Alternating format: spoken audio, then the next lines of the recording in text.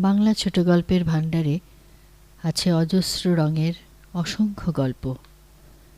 তার থেকে কিছু ভিন্ন রঙের গল্প নিয়ে শুরু হচ্ছে এই গল্প পাঠের আসর। নাম স্বল্প গল্প। আজকের গল্প নিশি থিনি সম। লেখক দিবাকর ভট্টাচার্য। পাঠে মুনমুন ভট্টাচার্য। নিশি থিনি সম। তুমি রবে নীরবে হৃদয়ে মম, তুমি রবে নীরবে নিবিড় নিভৃত পূর্ণিমা নিশীথিনী সম। তুমি রবে নীরবে। ঠিক সেই মুহূর্তে অনিবার্যভাবে তিনি যেন গেয়ে উঠলেন, সেই ক্ষয়িষ্ণু নারীর চোখের দিকে তাকিয়ে। মন্দিরার জন্ম হয়েছিল এক সচ্ছল পরিবারে। তার বাবা ছিলেন সরকারি কর্মচারী আর মা ছিলেন পাড়ার স্কুলেরই গানের দিদিমণি। মন্দিরাই তাদের একমাত্র সন্তান। লেখাপড়ায় বিরাট কিছু মেধাবী না হলেও মা সরস্বতীর কৃপায় মন্দিরার গলায় ছিল সুর, আর বাড়িতে ছিল গান বাজনার উজ্জ্বল পরিবেশ। মন্দিরার বাবা মুকুলবাবু ছিলেন রবীন্দ্রসঙ্গীতের একান্ত ভক্ত। মুকুলবাবুর উৎসাহেই মন্দিরা স্কুলে রবীন্দ্র জয়ন্তীতে দূরদেশী সেই রাখাল ছেলে শুনিয়ে সবাইকে মুগ্ধ করেছিল। তখন তার বয়স মাত্র 8। রাধুবাবু অর্থাৎ রাধিকা প্রসাদ সেন, এই মানুষটি ছিলেন এক আপন ভোলা সঙ্গীত সাধক। দীর্ঘদিন শান্তিনিকেতনে ছিলেন। এই সুর পাগল অকৃতদার মানুষটি মাঝে মাঝে কলকাতায় আসতেন, তার উত্তর কলকাতার প্রাচীন জন্মভিটেতে। রাধিকা প্রসাদের ছোট ভাই অম্বিকা প্রসাদ আর মুকুলবাবু এক অফিসেই কাজ করতেন। সেই সূত্রে মুকুলবাবু একদিন রাধিকা প্রসাদকে অনেক ধরে করে নিয়ে এলেন নিজের বাড়িতে। উদ্দেশ্য মেয়ের গান শোনানো। একটি মাত্র গান শুনলেই তিনি বাধিত হবেন। একটি নয়, রাধুবাবু পরপর 3টি গান শুনেছিলেন। তারপর বলেছিলেন, শুধু গানের গলা দিয়ে আর রেওয়াজ দিয়ে রবীন্দ্রসঙ্গীত গাওয়া যায় না। গানের কথার ভিতরে, কথার পরতে পরতে যে কত অজস্র রং বোলানো আছে, তা দেখতে না পেলে আর যাই হোক রবীন্দ্রসঙ্গীত গাওয়া হয় না। মন্দিরা ছলো ছলো চোখে তাকিয়েছিল তাঁর দিকে। রাধুবাবু বুঝেছিলেন মন্দিরা তাঁর কথায় আঘাত পেয়েছে। মন্দিরার চোখের দিকে তাকিয়ে হঠাৎ গেয়ে উঠেছিলেন, সঘন গহন রাত্রি ঝরিছে শ্রাবণ ধারা। গান শেষ হতে তিনি বললেন, এখানে চোখ বন্ধ করে তোমায় অন্ধকার রাতের বৃষ্টিকে অনুভব করতে হবে, তবে গানটি সার্থকভাবে গাওয়া যাবে। তারপরেই বলেছিলেন, ঠিক আছে, ভয় পেও না। কথার ভিতর দিয়ে সুর কিভাবে ছবি আঁকে তা আমি তোমায় দেখিয়ে দেব। মুকুলবাবু বিশ্বাস করতে পারেননি যা শুনলেন। পঙ্কজ মল্লিকের বিশেষ স্নেহভাজন, অসামান্য প্রতিভাধর এই খ্যাপাটে মানুষটি তার মেয়েকে গান শেখাবেন। কিন্তু বাস্তবে তাই হয়েছিল। রাধুবাবু মন্দিরাকে প্রাণ ঢেলে গান শিখিয়েছিলেন, আর মন্দিরাও চেষ্টার কোনো ত্রুটি রাখেনি। রাধুবাবু বিগত হয়েছেন বহুকাল। রাধুবাবুর পর মন্দিরা আর কারো কাছে শিখতে যায়নি। তাঁর কথাগুলি মনে রেখে মন্দিরা গাইতে চেষ্টা করত। চোখের সামনে গানের খাতাটি না রেখে চোখ মুজে গানটিকে দেখতে দেখতে গাওয়ার যে সাধনা সে শিখেছিল তার মাস্টারমশাইয়ের কাছে, তাই সে অন্তর থেকে করে যাওয়ার চেষ্টা করত বরাবর। তাই সামনে কে বা কারা রয়েছে কিংবা তারা কিভাবে তাকে শুনছে এসব মন্দিরার চোখেই পড়ত না। তাই প্রীতমকেও তার চোখে পড়েনি। প্রীতম শিবপুর ইঞ্জিনিয়ারিং কলেজ থেকে মেকানিক্যাল ইঞ্জিনিয়ারিং পাশ করে একটি কোম্পানিতে সবে যোগ দিয়েছিল। কলেজে থাকতে গান বাজনা, নাটক, কবিতা এইসব নিয়ে অনেক সময় কাটিয়েছে সে। একটা ঘরোয়া রবীন্দ্রসঙ্গীতের আসরে সে শুনছিল হৃদয় আমার প্রকাশ হলো, আর তখন মনে হচ্ছিল এত নিমগ্ন সঙ্গীত সে খুব কমই শুনেছে। মন্দিরা অবশ্য প্রীতমের এই মুগ্ধতা লক্ষ্যই করেনি। এর ঠিক 1 বছর বাদে ওই অনুষ্ঠানেই প্রীতম মন্দিরার গলায় শুনেছিল দাঁড়িয়ে আছো তুমি আমার গানের ওপারে। সেদিন অবশ্য মন্দিরা বুঝেছিল একজন সত্যিই তার গানের ওপারে আকুল হয়ে দাঁড়িয়ে আছে। এরপর সে আর দ্বিধা করেনি। তাই প্রীতমের সঙ্গে এক পথে একসাথে জীবনে চলা শুরু হয়েছিল এরপর থেকেই। এর ঠিক 1 বছর পরের এক রাতে প্রীতম যখন প্রাণ ভরে গাইছিল আজি যত তারা তব আকাশে, মন্দিরা তখন বসেছিল তার সামনে। এইভাবে সত্যি তারা ভরা প্রকাণ্ড নীল আকাশের নিচে প্রীতম আর মন্দিরা তাদের নিজস্ব নীড় রচনা করেছিল ওই সদ্যলব্ধ দাম্পত্য জীবনে। বছর ঘুরতে না ঘুরতেই সেই ছোট্ট নীড়টিতে চোখ মেলল ছোট্ট একটি প্রাণ, প্রীতম ও মন্দিরার সন্তান সেঁজুতি। নামটা প্রীতমেরই দেওয়া। মাথায়, গলায়, হাতে ছোট্ট ছোট্ট জুঁইয়ের মালা পরা, চোখে কাজল টানা 4 বছরের ছোট্ট সেঁজুতি যখন আধো আধো গলায় টলমলে পা ফেলে কোথাও আমার হারিয়ে যাওয়ার নেই মানা বলে নাচতে পারল বৈশাখের সেই নির্দিষ্ট সন্ধ্যায়, প্রীতম আর মন্দিরা তখন খুশিতে ভেসে গিয়েছিল। ওদের মনে হয়েছিল ওদের উত্তরসূরিকেও ওরা রবীন্দ্রনাথের কাছে নিয়ে আসতে পেরেছে। এইভাবে বিদেশ বিভূঁইতে আত্মীয় স্বজন বর্জিত হয়েও ওরা ছিল আনন্দে। এর ঠিক পরের বছর সেঁজুতির 5 বছরের জন্মদিনে মন্দিরা তাকে নিয়ে হাততালি দিয়ে গাইয়েছিল মম চিত্তে নীতি নৃত্যে। এর কদিন বাদেই তাদের ভাগ্যের আকাশে তাতা থই থই করে যে কি ঘনিয়ে আসছে তার বিন্দুমাত্র আভাস পায়নি মন্দিরা। ওমা, এখনো শোনি? কটা বাজে দেখেছ? এক কিশোরী কণ্ঠের আওয়াজ এলো ঘরের কোণ থেকে।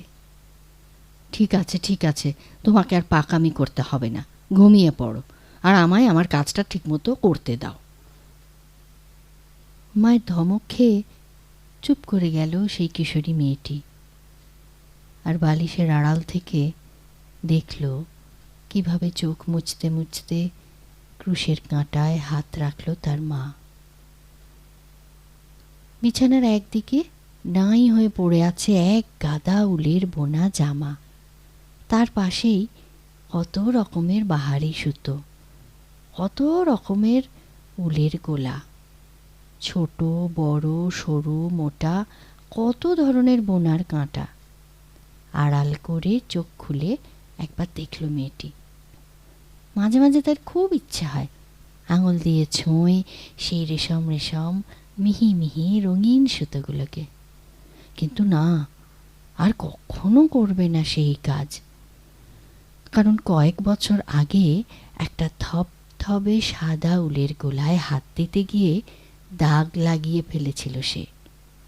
এর জন্য পরদিন তার মায়ের কাছে এমন ঠ্যাঙানি খেয়েছিল যে ডান চোখের তলার কালশিটের দাগ ছিল প্রায় 1 মাস। এইসব কাপড় চোপড়ের স্তূপে যেন একটা ঢিবির মতো বসে আছে তার মা, কিন্তু তার হাত দুটো চলছে যেন মেশিনের মতো। দূরে কোথায় একটা পাখি ডেকে উঠল, আলতো ঘুমে ডেকে গেল তার চোখ দুটো। টিক টিক করে টেবিল ঘড়িটার কাঁটা দুটো এগোচ্ছে, আর সেই সাথে বাড়ছে ওই মহিলার হাতের আঙুলের ওঠানামার গতি। এই নিঝুম রাতেই তাকে এই কাজটা করতে হয়। সারাদিন ঘরে বাইরের কাজ সামলে এখন হাতে নিয়েছে একটা ক্রুশের কাজ, একটা থপথপে সাদা লেসের গোল টেবিল ক্লথ, অর্ডারি কাজ, বেশি মজুরির, সেন বাড়ির। এরা তার পুরনো কাস্টমার, কাজের মান রাখতেই হবে, তাই খুব যত্ন করে আঙুল চলে তার প্রতিটি সুতোর টানে। মাঝে মাঝে সে নিজেই অবাক হয়ে যায়। এই সুতোগুলোর বান্ডিলের দিকে, উলের গোলার স্তূপের দিকে তাকিয়ে ভাবে, এই নিয়েই তাকে কাটাতে হবে রাতের পর রাত এসব রঙিন সুতোর টানা পড়েনে। তাও তো তাতে শেষ অবধি কিছু ফুটে ওঠে, একটা কিছু তৈরি হয়, একটা সোয়েটার বা একটা স্কার্ফ। কিন্তু তার জীবনে কিছু কি তৈরি হবে শেষ পর্যন্ত? অথচ গত মাসেই তো একটা বড় কাজ পেয়েছিল, একটা বিরাট লেসের চাদর, ক্রুশের কাজ। পুরো মাসটাই প্রায় লেগে গিয়েছিল বুনতে, আর যা মজুরি পেয়েছিল তা সে কল্পনাও করতে পারেনি। ভেবেছিল মেয়ের জন্য একটা ভালো ফ্রক কিনে আনবে, কোথাও পড়ে যাওয়ার মতো কিচ্ছু নেই মেয়েটার। কিন্তু কিছুই কেনা হয়নি, কারণ বাড়ি ফিরে দেখেছিল তার মেয়ের ধুম জ্বর। টাকাগুলো সব বেরিয়ে গিয়েছিল ওষুধ আর ডাক্তারের পিছনে। ওষুধ, ডাক্তার, টিচার, স্কুল, ঘর ভাড়া, এইসব মেটাতে মেটাতে মানিব্যাগে তার খুচরো 2-10 টাকার বেশি থাকে না। গত পরশুদিনই দুপুরবেলায় কতগুলো কাঁথা চৌধুরী ম্যানশনে দিয়ে প্রায় 40 মিনিট হাঁটার পর একটা কোল্ড ড্রিঙ্ক খেতে ইচ্ছে হয়েছিল, কিন্তু কিনতে গিয়ে মনে পড়েছিল তার মেয়েটার কথা। গত সপ্তাহে স্কুল থেকে ফেরার পথে কিভাবে তাকিয়ে দেখছিল আইসক্রিমের গাড়িটার দিকে। তাই বাড়ি ফিরে কলসির জল খেয়েই নিজেকে জড়িয়ে ফেলেছিল নিয়ম মাফিক রঙিন সুতোর জালে, অর্ডারি মালের স্তূপে। কারণ সারা বছর তো আর সোয়েটার, কার্ডিগান, স্কার্ফ এসবের বাজার থাকে না, তাই অন্যান্য জিনিসও করতে হয়। ক্রুশের কাজ, কাঁথা সেলাই, এমনকি বেড কাভার পেন্টিং পর্যন্ত। ভাগ্যিস আঁকার হাতটা ছিল, পাড়ার স্কুলের সেলাই দিদিমণির কাজটা তো না থাকারই মতো। হঠাৎ কয়েকটা কাক ডেকে উঠল। বাইরের আকাশ প্রায় সাদা। এসব হাবিজাবি ভাবতে ভাবতে বেশ দেরি হয়ে গেল। ডেলিভারিটা আজ করতেই হবে। কি বার আজকে? ক্যালেন্ডারে তাকিয়ে দেখল শুক্রবার, 9 মে। 9 মে! কি আশ্চর্য! কাজের চাপে খেয়ালই ছিল না। এর আগের দিনটায় ও কিছুই যেন করতে পারে না। পাগলের মতো আজও ঘুরে বেড়ায় এখানে সেখানে। দেখতে দেখতে 10টা বছর কেটে গেল। সেই 9 মে 1986। অন্যান্য দিনের মতো সেটাও ছিল তার জীবনের একটা ঝলমলে সকাল। বেলা গড়াচ্ছিল সহজেই। খবরটা এলো বিকেল বেলায়। দিনের আলো ফুরিয়ে যাওয়ার সঙ্গে সঙ্গেই তার জীবনের সব আলো নিভে গেল। স্বামীর অকাল মৃত্যুতে নিমেষে চুরমার হয়ে গেল তার অত সাধের জীবন। শ্বশুরবাড়ি বলতে কিছুই নেই, আর বাপের বাড়ি বলতে শুধু বিধবা মা। অফিসের কোয়ার্টার ছেড়ে আশ্রয় জুটল মাস্তুতো দিদির বাড়িতে, 5 বছরের ছোট্ট মেয়েকে কোলে নিয়ে। সেই চরম কষ্টের দিনে ইভাদির কথায় তার এই সেলাইয়ের কাজে নামা। লেখাপড়া যা শিখেছিল তা দিয়ে ওই বাজারে কোনো চাকরি সম্ভব ছিল না। টেবিল ঘড়িটায় টিং টিং করে অ্যালার্ম বেজে উঠল। সকাল 6টা, মেয়েকে ঘুম থেকে ওঠানোর টাইম। হাতে সময় খুব কম। কি হবে এসব পুরনো কথা ভেবে। দারুণ হয়েছে বৌদি, এত সূক্ষ্ম আর সুন্দর ক্রুশের কাজ, চোখ ফেরানো যায় না। আর আপনি এসেছেনও একেবারে ঠিক সময়, উচ্ছ্বসিত হয়ে বলেছিলেন রাধিকা, অর্থাৎ রাধিকা সেন, ইন্সপেক্টর সুহাস সেনের স্ত্রী। ম্লান হেসে সে দাঁড়িয়ে থাকে দরজার গোড়ায়। কারণ আজ 9 মে, অর্থাৎ 7 দিন হয়ে গেছে। টাকাটা এখনো ওরা পাঠায়নি। অগত্যা তাকেই আসতে হয়েছে। এই লেসের তৈরি টেবিল ক্লথটার মজুরি দিয়ে তার মেয়ের স্কুলের 3 মাসের বাকি মাইনেটা দিতে হবে। এসো না, ভেতরে এসো না, এসে দেখো কিভাবে সাজিয়ে রেখেছি তোমার জিনিসটাকে। অতি উৎসাহিত হয়ে বলে ওঠে রাধিকা সেনের মেয়েটি। সে বিস্মিত হয়ে তাকায় মেয়েটির মুখের দিকে। তার মেয়ের বয়সী হবে। মেয়েটি ততক্ষণে তাকে নিয়ে গেছে ভেতরের ঘরে। দেখো দেখো কি সুন্দর মানিয়েছে না এই শ্বেত পাথরের টেবিল আর ওই ছবিটার সঙ্গে। তার বিস্ময়ের ঘোর কাটার আগেই রাধিকা সেন বলে ওঠেন, আজ তো 25শে বৈশাখ। আমাদের বাড়িতে এই দিনটা উদযাপন করা হবেই। আসলে তোমার দাদা এত বড় পুলিশ অফিসার হয়েও এই ব্যাপারটায়। 25শে বৈশাখ, 25শে বৈশাখ কথাটা যেন বহু যুগ পরে তার কানে এসে বিঁধল। আপনা থেকেই চোখ দুটোয় ঝাপটা দিল একটা কালো অন্ধকার। টাকাটা ঠিক করে নাও, পরের মাসে পারলে আরেকবার এসো। একটা লেসের রুমাল বানাতে হবে। রাধিকার কথাগুলি তার কানে ঢুকল না। তার বন্ধ চোখের পাতা ভেদ করে টপ টপ করে খসে পড়ল কয়েকটি তপ্ত জলের ফোঁটা। 10 বছর আগে সে ছুঁড়ে ফেলে দিয়েছিল তার জীবনের সমস্ত গীতাঞ্জলি। অনেক অভিমানে, শুধু বেঁচে থাকার তাগিদে তার ছোট্ট সন্তানটিকে নিয়ে। আজ এই মুহূর্তে সে কিভাবে চোখ মেলে তাকাবে তাঁর দিকে?